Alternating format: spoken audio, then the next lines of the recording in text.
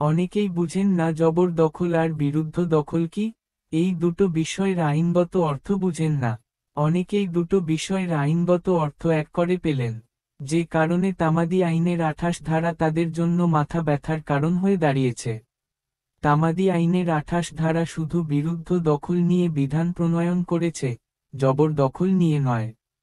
তাই জোর জবরদস্তি দখল করে কখনো জমিতে সত্ত্ব লাভ করা যায় না, যা তামাদি আইন সাপোর্ট করে না। আসুন বিরুদ্ধ দখল ও জবরদখল কি একটু জেনে নেই। একটা উদাহরণ দিই, সালাম সাহেবের বাড়ি রহিম মিয়া চাকরে কাজ করত। সালাম মিয়ার অরেল জমি জমা। রহিম মিয়া একদিন সালাম সাহেবের কাছে একদিন আবদার করল, আপনার বাড়িতে আমি দীর্ঘ 15 বছর কাজ করি অথচ আমার এক টুকরো ঘর বাঁধার জায়গা নাই। সালাম সাহেবকে অনুরোধ করল রহিম মিয়াকে ঘরবাড়ি করার জন্য এক টুকরো জমি দিতে।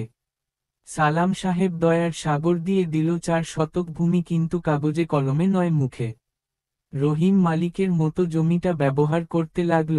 সালাম সাহেবও এটার প্রতিবাদ করল না, বরং ভাবল দিয়ে দিয়েছি তা সে যা করার করুক। বেশ কয়েকদিন হয়ে গেল, সালাম সাহেব ও রহিমও মারা গেল। 15 বছর হয়ে গেলে দুইজনের ছেলে মেয়ে ওয়ারিশ বড় হয়ে গেল। জায়গার দাম 5 গুণ হয়ে গেল।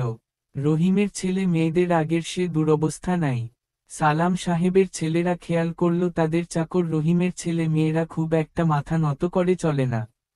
তাই তার ভাবল তারা তো জমির মালিক, রহিমের ছেলেদের দখল থেকে উচ্ছে করে দিবে। তারা মামলা করল এবং হেরেও গেল, কারণ রহিমের ওয়ারিশেরা প্রমাণ করল যে তাদের বিরুদ্ধ দখল 12 বছরের জন্য তাদের পক্ষে সত্য সৃষ্টি হয়েছে। 1. মূল মালিকের অবগতিতে শান্তিপূর্ণভাবে 12 বছর ঊর্ধ্বকাল দখলে আছে। 2. মূল মালিক তাদের কখনো উচ্ছেদ করে নাই। 3. দখলকার রহিম মালিক পরিচয় দিয়েই ভোগ দখল করেছে। 4. কোন মামলা মোকদ্দমাও করা হয় নাই 12 বছরে। 5. একটা 12 বছরের বেশি দখলে ছিল, তাই বিরুদ্ধ দখল জনিত কারণে তাদের পক্ষে সত্য সৃষ্টি হয়েছে। এবার আসুন জেনে নিই জবরদখল কি। আপনি মালিক না হয়েও আরেকজনের জমিতে 50 বছর দখলে আছেন। আপনি স্থানীয় নেতা বা মাতাব্বর, তাই আপনার বিরুদ্ধে কথা বলতে গেলে শাসিয়ে দিয়েছেন। মামলা করতে গেলে ভয় দেখিয়েছেন, এটা প্রমাণ করা মানে আপনি জবরদখলে আছেন।